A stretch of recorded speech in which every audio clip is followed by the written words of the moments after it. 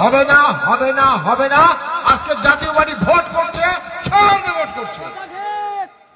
কেন জাতীয় পার্টিকে ভোট করতে দেবেন না আপনারা? কি অপরাধ আমরা, কি করেছি আমরা?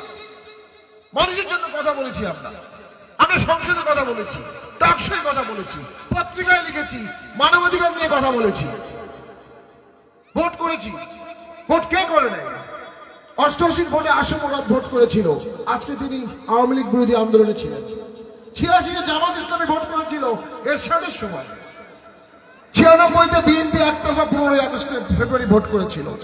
2006 সালে বিএনপি জামাত মিলে 1,28,00,000 ভুয়া ভোটার দিয়ে ভ্রান্ত ভোট করার চেষ্টা করেছিলেন। ইয়াজউদ্দিন সাহেবকে ক্ষমতায় নিয়েছিলেন, অবৈধভাবে দেশে 111 ডেকে নিয়ে এসেছিলেন। যদি জাতীয় পার্টিকে ভোট করতে দেওয়া না হয়, সকল দলকে ভোট করতে দেওয়া যাবে না। আর দুঃখ ভারাক্রান্ত মনে আমরা দেখেছি 71-এর চেতনাকে কুঠারাঘাত করা হচ্ছে। 24 আর 71 এক না। 24 একটা আভ্যন্তরীণ আন্দোলন। 71 বাংলাদেশের জন্ম। 71-এ বাংলাদেশ স্বাধীন হয়েছে। একটা দেশ একবারই স্বাধীন হয়, দুইবার স্বাধীন হয় না। আমরা কি মুক্তিযোদ্ধাদের অপমান সহ্য করব? 71-এর অপমান সহ্য করব? পল্লীবন্ধু এরশাদের অপমান সহ্য করব? বাংলাদেশ স্বাধীনের ক্ষেত্রে বঙ্গবন্ধু শেখ মুজিবুর রহমানের ব্যাপক ভূমিকা আছে। সারা পৃথিবীর ইতিহাসে যত রাজনীতিবিদ লিস্ট করা হবে তার মধ্যে শীর্ষে বঙ্গবন্ধুর নাম থাকবে। বঙ্গবন্ধু মারা গেছেন 1975 সালে। আর এতদিন পর 24 সালে আপনি তার মূর্তি ভাঙলেন, তার মুরাল ভাঙলেন, তার বাড়ি 32 নম্বর, যেটা আমাদের ঐতিহ্যের পাঠ, স্বাধীনতার পাঠ, ভেঙে গুড়িয়ে দিলেন একবার না দুইবার। আমরা এটা প্রতিবাদ করব বলে আমরা ফেসিবাসের দোষর। আমরা এটা প্রতিবাদ করেছি বলে আমাদের অফিসে আগুন দিয়েছে 4 বার। বড় বড় ইট মেরেছে আমাদেরকে, মেরে ফেলতে চেয়েছে আমাদেরকে। কিন্তু আমরা সঠিক কথা বলতে কোনো পিছপা হই নাই। এটাই ইনসাফ। যদি বলেন ইনসাফ কে করছে? ইনসাফ জাতীয় পার্টি করছে। ইনসাফ কে করছে? ইনসাফ জিএম কাদের করছে। ইনসাফ কে করছে? ইনসাফ ব্যারিস্টার শামীম হায়দার পাটোয়ারি করেছে, করছে এবং করবে। ইনসাফের দল কোনটা? কোন মার্কা? ইনসাফের মার্কা। যারা ইনসাফের কথা বলে, যখন মানুষ পিটিয়ে মারা হলো তখন তারা কেন ইনসাফের কথা বলল না? আমি আজকে রিপোর্ট একটু আগে পড়লাম, রমেশ চন্দ্র বর্ষিয়ান রাজনীতিবিদ, সাবেক মন্ত্রী, বীর মুক্তিযোদ্ধা, তাকে হাতে নাতে ধরে হাত বেঁধে পুলিশের কাছে দিয়ে দিয়েছিল। কি লজ্জাকর! উনি জেলখানায় মারা গেছেন। কি মর্মান্তিক! একজন মুক্তিযোদ্ধা জেলখানায় মারা গেল। সাদ্দাম আরেকজন ছাত্রলীগের নেতা, তাকে 1.5 বছর ধরে বারবার অ্যারেস্ট করা হচ্ছে। একবার জেল থেকে বেরিয়ে গেছে, সেখান থেকে অ্যারেস্ট করছে, তার স্ত্রী তাকে জড়িয়ে ধরেছে, আমার স্বামীকে আমি যেতে দেবো না, তারপরও টেনে নিয়ে গেছে। সেই স্ত্রী আত্মহত্যা করেছে। আত্মহত্যা করার আগে তার একমাত্র সন্তানকে হত্যা করে আত্মহত্যা করেছে। তারপরে সাদ্দাম বলল, আমাকে মুক্তি দেন, আমি আমার স্ত্রী এবং মৃত সন্তানকে দেখতে যাব। তাকে মুক্তি দেওয়া হলো না, প্যারোলে লাশ আসলো জেলে। কি নির্মম, কি নিষ্ঠুর, কি অবাস্তব! আমরা তো এই বাংলাদেশ চাই নাই। এর জন্য ছাত্ররা জীবন দেয়নি। আন্দোলন হয়েছিল বৈষম্যের বিরুদ্ধে, আন্দোলন প্রতিহিংসার জন্য হয়নি, আন্দোলন জিজ্ঞাসার জন্য হয় নাই যে সবগুলো কাজ আপনারা করবেন আর বলবেন আগেও হয়েছে। বর্তমান কোন খারাপ কাজের জাস্টিফিকেশন অতীত কোন খারাপ কাজ হতে পারে না। এর প্রতিবাদ করেছে জাতীয় পার্টি, এর প্রতিবাদ করেছে শামীম হায়দার পাটোয়ারি, এর প্রতিবাদ করছে শামীম হায়দার পাটোয়ারি। আমরা 12 তারিখে জয়যুক্ত হয়ে এই সমস্ত অন্যায়ের প্রতিবাদ করব ইনশাআল্লাহ। আমি আপনাদেরকে দায়িত্বহীন কণ্ঠে বলতে চাই, আমি যদি নির্বাচিত হই, আমার আমলে কোনো দলের কোনো লোক কোনো প্রকার হয়রানির শিকার হবেন না, হবেন না, হবেন না। ভোট দেবেন আমাকে? লাঙ্গলে ভোট দেবেন? কারা কারা দেবেন? আবার 2 হাত তোলেন, আবার 2 হাত তোলেন। একটা মিছিল দেন, একটা মিছিল হয়ে যাক। সবাই একটা মিছিল না।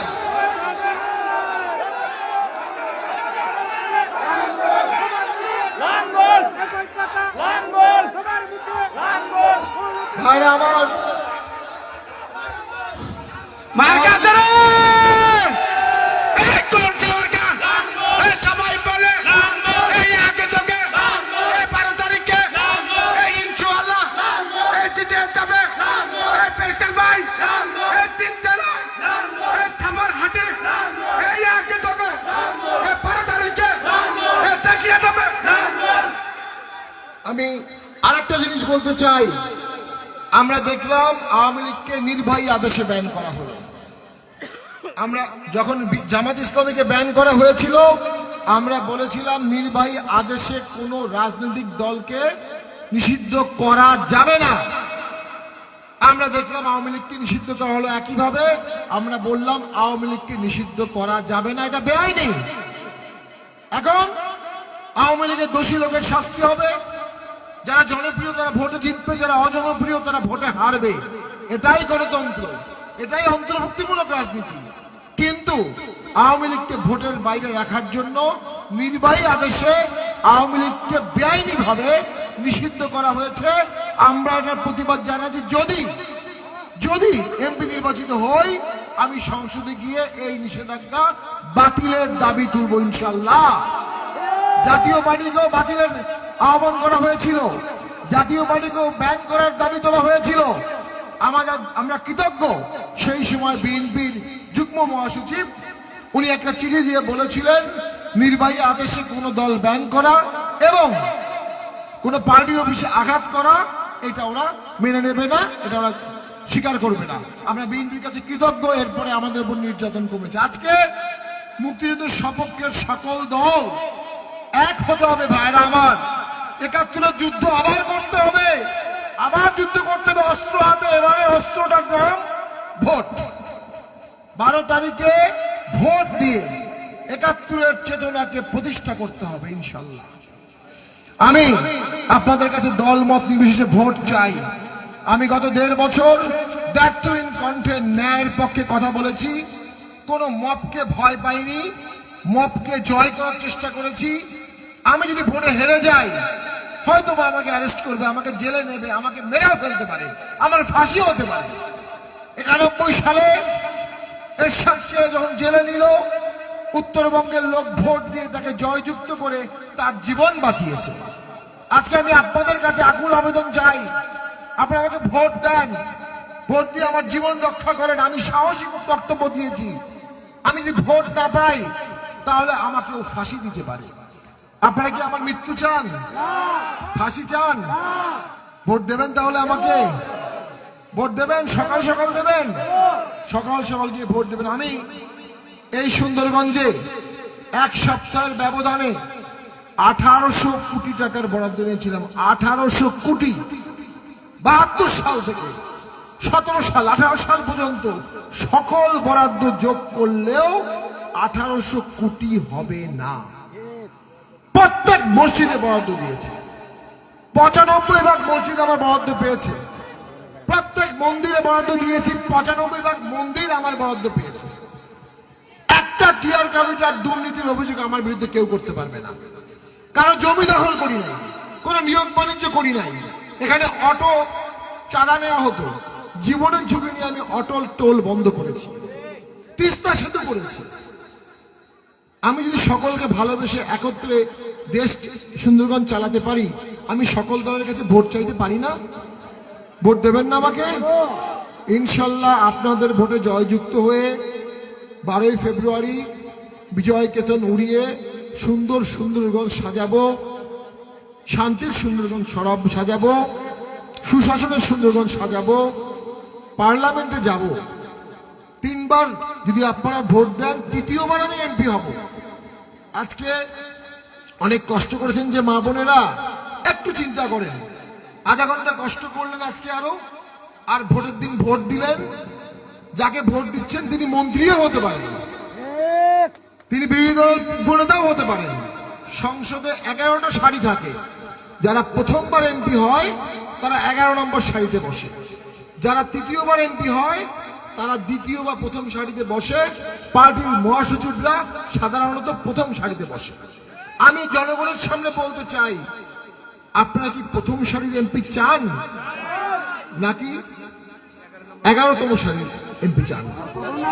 আমি আপনাকে আরেকটা প্রশ্ন তুলতে চাই।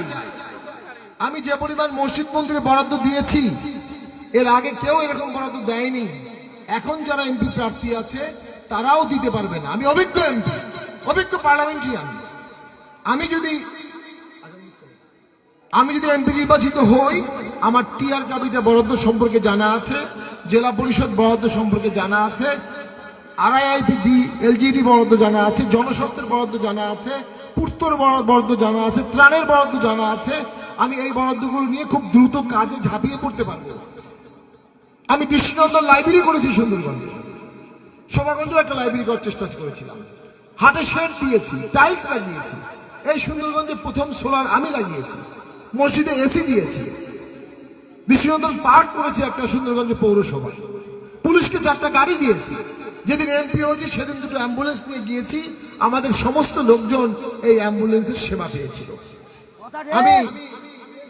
আমি আমার বক্তব্য দীর্ঘায়িত করব না, আপনারা অনেকক্ষণ ধরে অপেক্ষা করছেন। আমরা দলমত নির্বিশেষে 12ই ফেব্রুয়ারি লাঙ্গলের ভোট চাই। লাঙ্গল মানুষের ভালোবাসার প্রতীক, লাঙ্গল ন্যায়ের প্রতীক। লাঙ্গলের মাধ্যমে শান্তি প্রতিষ্ঠা হবে, লাঙ্গলের মাধ্যমে এই দেশ নতুন ধারায় যাবে। লাঙ্গলের মাধ্যমে তরুণরা তাদের জেনজি, তাদের যে চিন্তা চেতনা, এটা আমি ধারণ করব, তাদের সাথে কথা বলে সুন্দরগঞ্জ চালাবো। আপনারা আমাকে ভোট দিয়ে জয়যুক্ত করুন, আমি আপনাদেরকে সুশাসন দেব।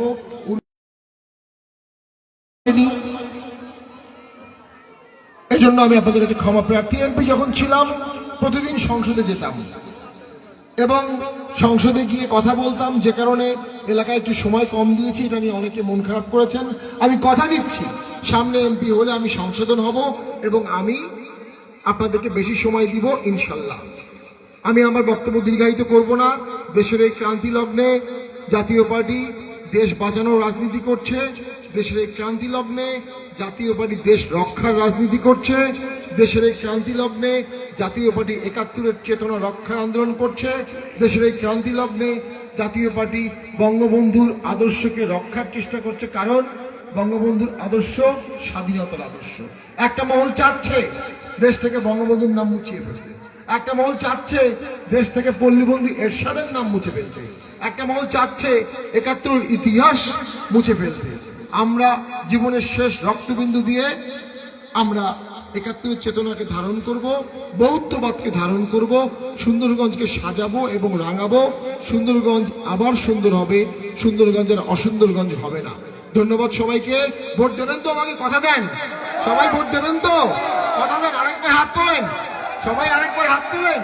বিশাল লোকজন আসছেন, আপনারা আমাকে ভোট দিয়ে জয়যুক্ত করেন। ইনশাল্লাহ ইনশাল্লাহ আমরা সুন্দরগঞ্জে শান্তি সৌহার্দ্য বজায় রাখবো। কোনো দলের, কোনো মতের, কোনো লোক কোনো প্রকার রাজনৈতিক হয়রানির শিকার হবে না। ধন্যবাদ সবাইকে।